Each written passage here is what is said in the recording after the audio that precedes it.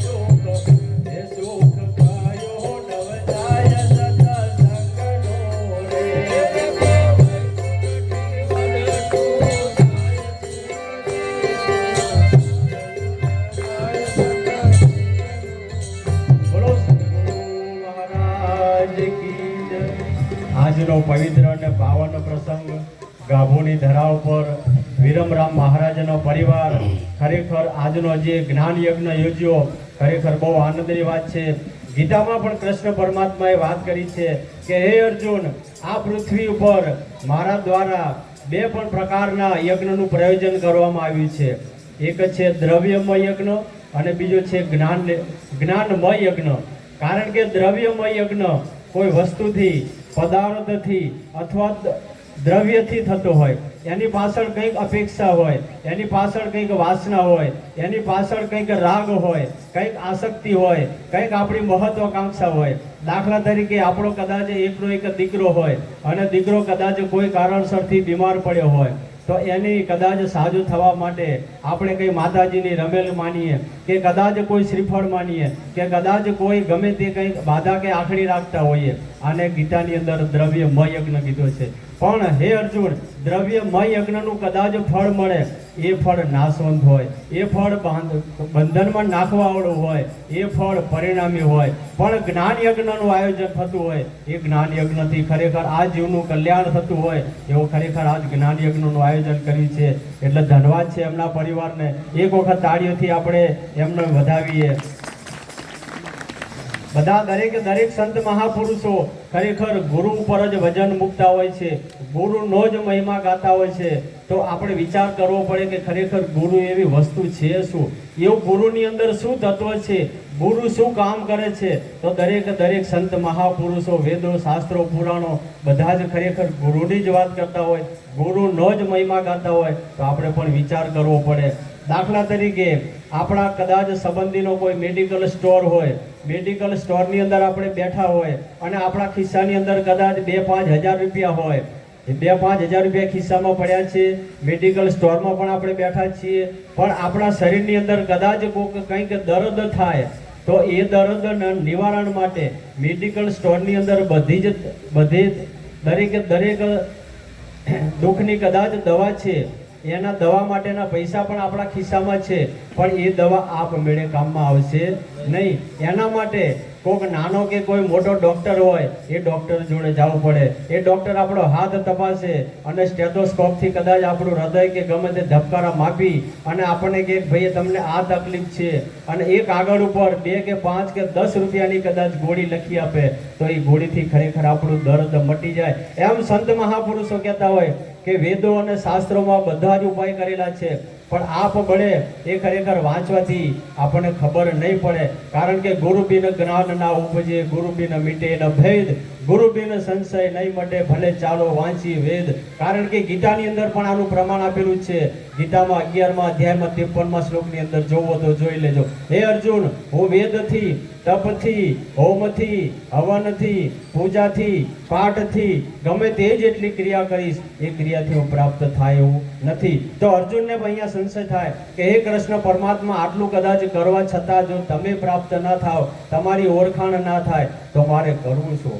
તો 54માં એનો જવાબ આપ્યો કે હે અર્જુન, મને પ્રાપ્ત કરવા માટે અનન્ય ભક્તિ એક જ એવું સાધન છે, આ ભક્તિથી જ હું પ્રાપ્ત થઈશ.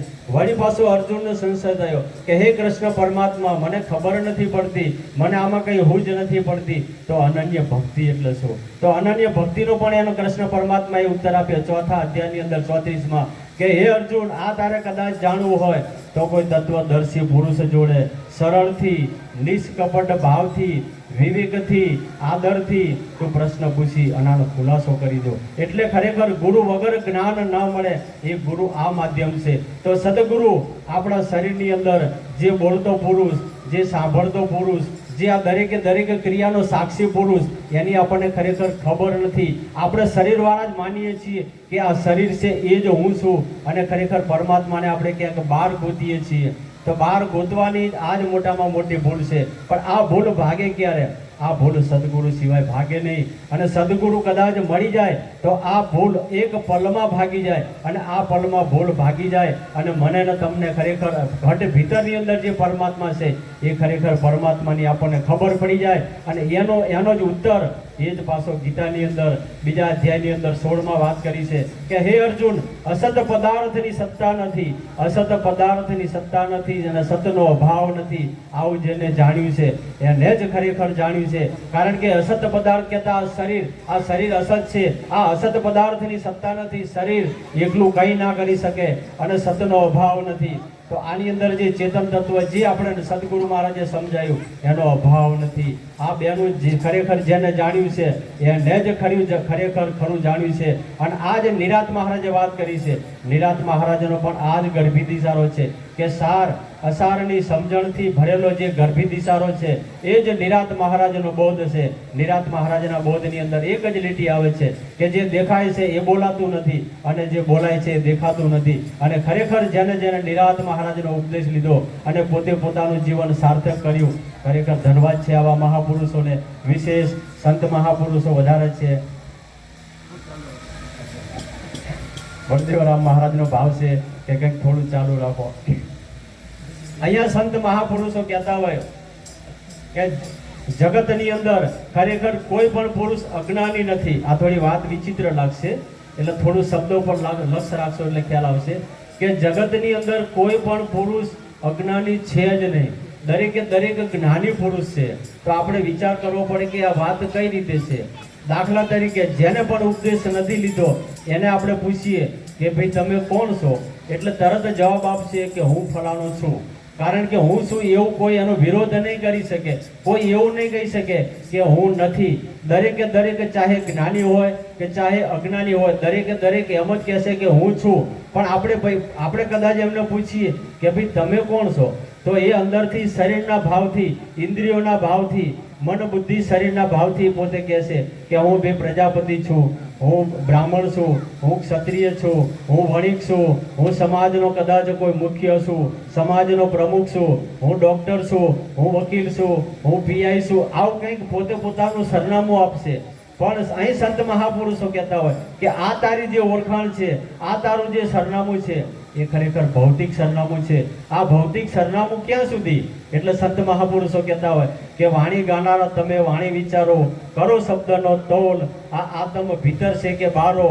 જો કદાચ બહાર કહેશો તો હસ્તગ્રહી બદલાવો, અને જો કદાચ ભીતર કહેશો તો આ શરીર પડે તમારી કઈ ભૂમિકા ભારશો. એટલે તમે કદાચ કહેતા હોય કે હું પ્રજાપતિ છું, પણ આ શરીરના ભાવથી તમે કહેતા હોય કે હું પ્રજાપતિ છું, પણ આ શરીર પડી જાય પછી તમે કઈ જગ્યાએ ઠરશો, પછી તમારી સ્થિતિ શું? એટલે અહીંયા વેદાંતમાં કીધું કે વિચાર રમો પરમ જ્ઞાનમ. એટલે અહીંયા આપણે વિચાર કરવો પડે. તો ખરેખર આ સંત મહાપુરુષો કહેતા હોય કે આ ખરેખર ઓળખાણ છે, એ ઓળખાણ ખરેખર ખોટી છે, ઓળખાણ જૂઠી છે.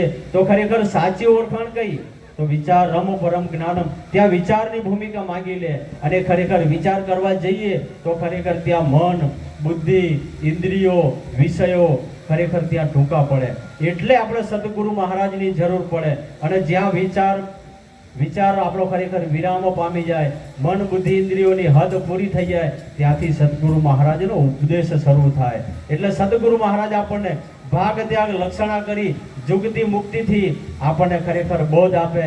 અને બોધથી જેમ છે તેમ શરીર હોવા છતાં શરીર નહીં એવો અંદરથી આપણને અહેસાસ એવો અનુભવ થાય અને એ જ ખરેખર નિરાંત મહારાજનો ઉપદેશ છે. આની અંદર ખરેખર કંઈ બાદ પણ કરવાનું નથી, કંઈ નાખવાનું પણ નથી. જેમ છે તેમ એ વસ્તુને ખરેખર સમજી લેવાની છે. આ જ નિરાંત મહારાજનો ઉપદેશ છે. આટલું બોલી મારી વાણીને વિરામ આપું છું. બોલો સદગુરુ મહારાજ કી જય.